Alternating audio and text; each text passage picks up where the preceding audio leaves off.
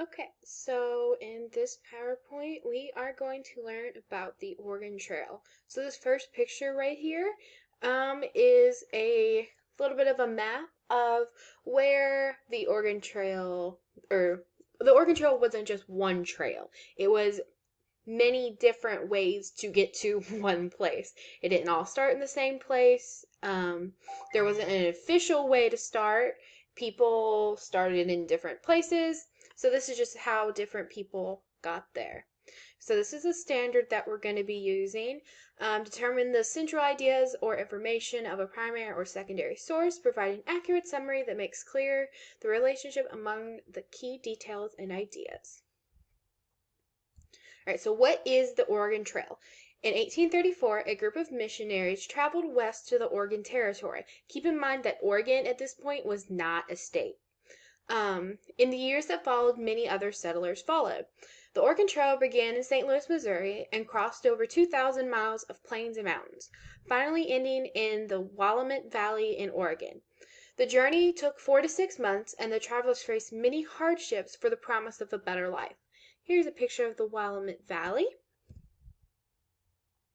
So how did all of these pioneers get there? They went in a covered wagon pulled by oxen. It wasn't just oxen, but they could have horses or cows or anything that could pull a covered wagon, pulled the covered wagons. All right, so here's a little breakdown of the covered wagon.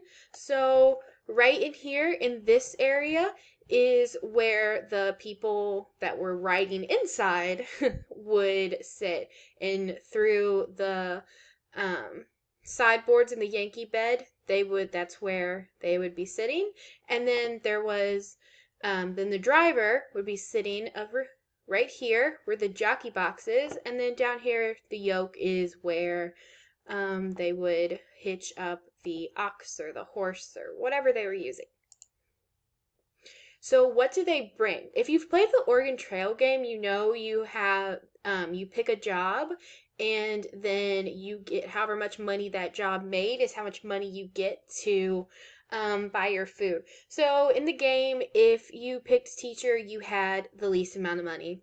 I know, it's bad. So here's an idea of what people would get. 400 pounds of bacon was only $40, and 100 pounds of coffee was $30.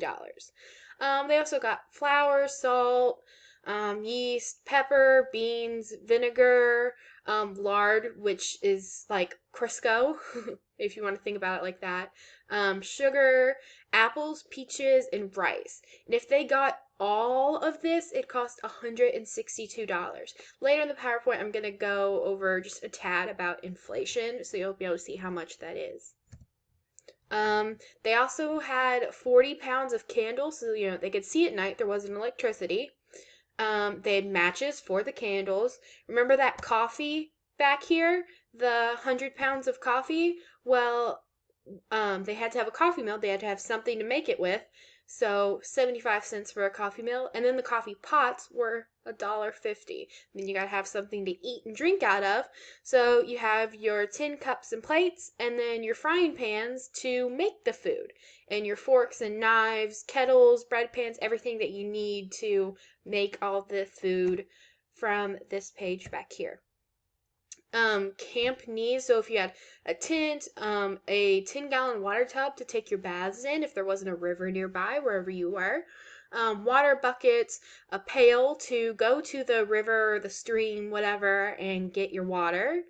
You needed rope, axes for chopping down wood for fires to keep warm. You have nails in case something on your wagon broke, hand tool, and a wheat stone. And all of that would cost $511. So the tools were a lot more expensive. All right, so the Oregon Trail. The most popular starting place was St. Louis, but like I said, they didn't have to start in St. Louis. There wasn't an official starting place. Families had a lot of decisions here. They had to decide what they could take, what they couldn't take. They could only take what could fit into that wagon, and that wagon is really small. So they were packing their entire lives for a family of 5, 6, 7, 8 maybe in this little wagon. All right, Fort McHenry was built to protect the immigrants on the Oregon Trail, and it also provided a place for travelers to buy supplies and send mails to friends and family back east. Here's a nice big picture of Kansas, so you can see where exactly all of the different stops were. So Fort McHenry was the first one here. Then along the Oregon Trail, they had all of these. And we're going to get to Chimney Rock. Alright, so this is Chimney Rock, and the land was so flat on the trail until they got to Chimney Rock.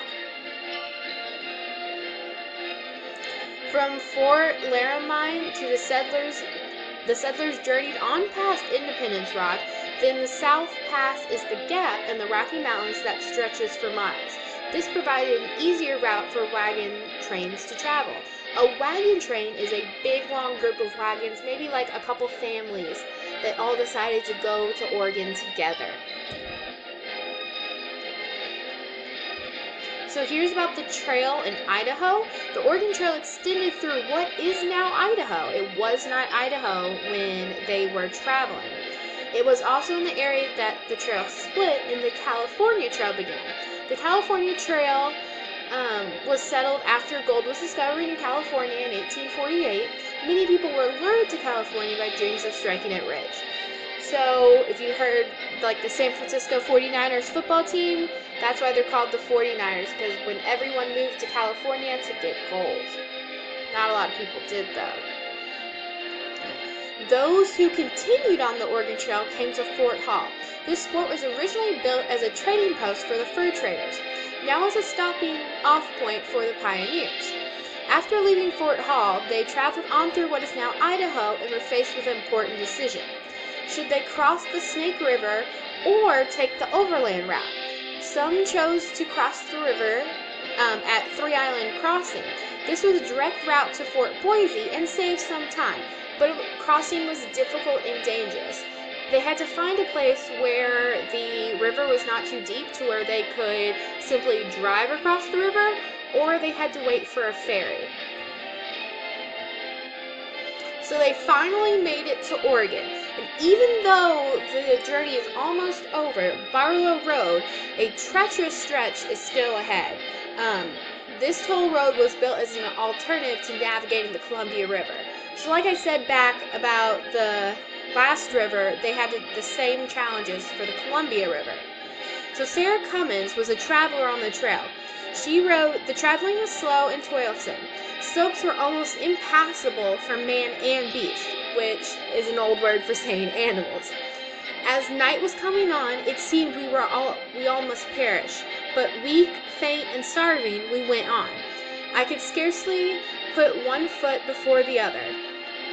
I weighed less than 80 pounds at the time. My own party had been 14 days with only 9 biscuits and 4 small slices of bacon." Think about that. That's all they had for 14 days. And who knows how many people were in their party. So when they reached Barlow Road, they got to Oregon City, and that was the final destination on the Oregon Trail. Here the settlers could visit the only land office west of the Rocky Mountains to file their claim. Their land was rich, fertile, and a welcoming place for settlers. They had to file a claim to start with their homestead. There were many other trails and routes that settlers took to reach west. The Oregon Trail was one of the most used routes. So like I said, not everyone went in the exact same place. They didn't start the same place. They didn't end the same place. They didn't go the same way. They crossed different rivers, but it's all about the same. In the 1860s, people stopped using the trail. But can you guess why? Because the Transcontinental Railroad was completed. Alright, so now I want you to imagine that you are a person on the Oregon Trail, and you're traveling from Missouri to Oregon with your husband, wife, and your children, maybe some other families. Using what you know from the PowerPoint and what I just said, and the picture of the food that you could buy and how much it cost, write about what you think you could do with feeding your family and your livestock for $20. Remember that $20 in this time period is now about $1,000. And that is it.